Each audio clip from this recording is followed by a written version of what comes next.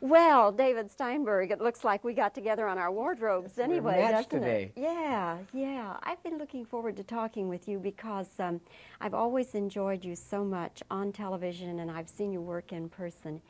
And then the thought that I would be, for my first time interviewing you, I'd be talking with you as the director of the film. Yes, isn't that interesting? Here, it's classy to say director, isn't it? Yeah. A director, I like it. My mother likes it.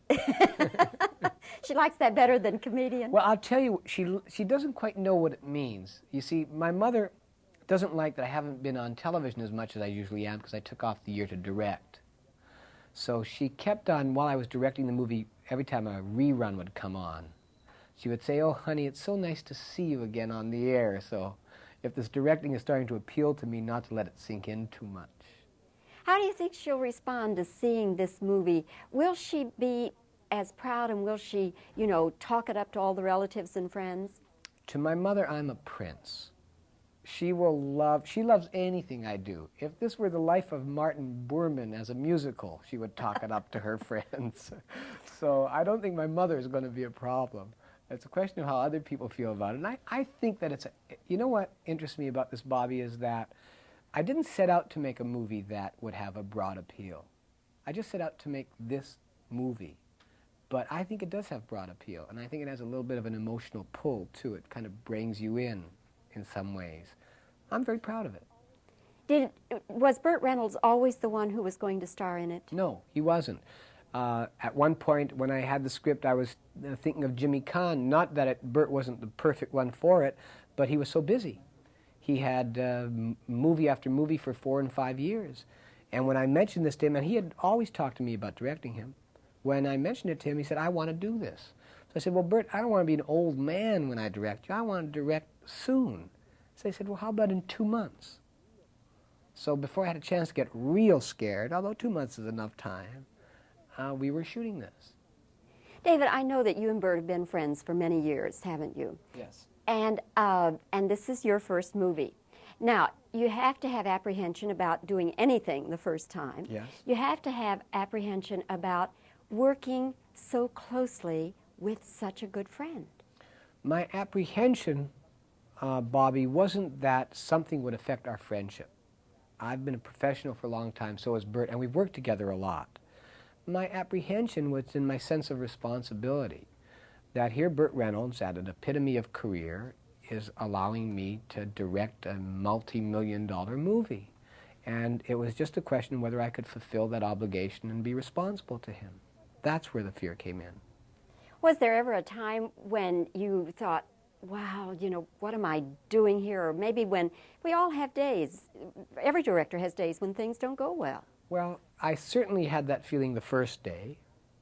I thought, it's just, there's so much, the whirring of the machinery and moving and people and this incredibly sized crew that you're responsible for, and to just be responsible to the money, let alone to the art and tradition of films. It's overwhelming. You do it like you do everything. You take it 1 minute at a time, 1 day at a time, 1 week at a time, and within 3 or 4 weeks you start to feel like you're getting yourself on screen and your taste and your style, and by the end of it, something good has happened. David, I'm sure that the image we all have of Burt, we know that kind of flip side of him and the irreverent humor, and we know, of course, the romantic image that he has. But I don't know him that well, but I've always kind of felt that I bet that Burt Reynolds has days when he's very quiet, very introverted, maybe even moody. Does he? Everyone does, don't you? Quiet. I don't know that I'm moody, but quiet. I have quiet days. Well, I think that Burt's moody. I think that anyone who has any mysterious qualities, which is the stuff of stardom, has an eclectic nature. And that the prerequisite for that is a certain moodiness, an unsettled attitude. But if you are not lacking in professionalism, and Burt is a professional if he's anything, none of that is reflected on the set. But as a friend, I would know when I knew everything was going on with him. I would know what was going on in his personal life as he did with mine and all of that. But you get to connect as professionals always and only, and that becomes the skill and the fun of working together. Is he ever temperamental, or does he ever blow up? Sure. Sure. What would make him blow up? Nothing that would matter. When people blow up, they're never blowing up by virtue of the thing that happened. Something else, something whatever. Something that bothered him in his personal life, some item in the press, something that caused the moodiness. Sure, he would blow up. I mean, I would blow up too. But we rarely hollered at each other, and we were rarely mad at each other. I could never, ever remember Bert ever raising his voice to me or vice versa, ever.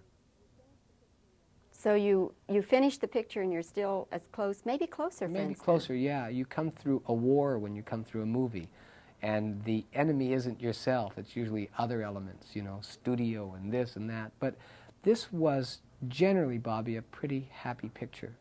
I enjoyed myself tremendously. David, are we going to see you back on television doing your comedy and back on stage? I'll always do that. I don't think I'd ever take a television show where there was a lot of pressure for me to do that a few years ago.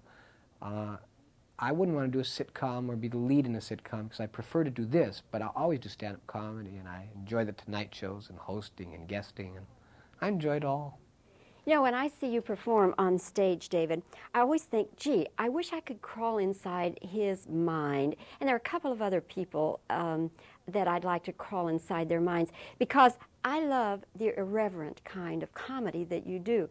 And yet, I say, where do people get that?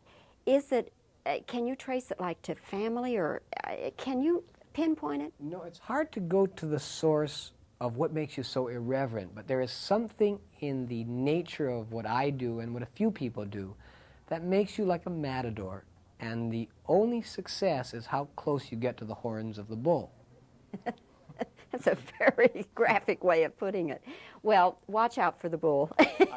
I'll be very careful. And congratulations. Thank you, Bobbie. David, I hope Paternity is a big hit for both you and Bert. Thank you. It's so nice Thanks to for talk to you. talking with us today. Thanks. Good. Yes, please. Now, you want me in this chair, right? Thank you, Bobbie. That was a neat interview. Good. For me.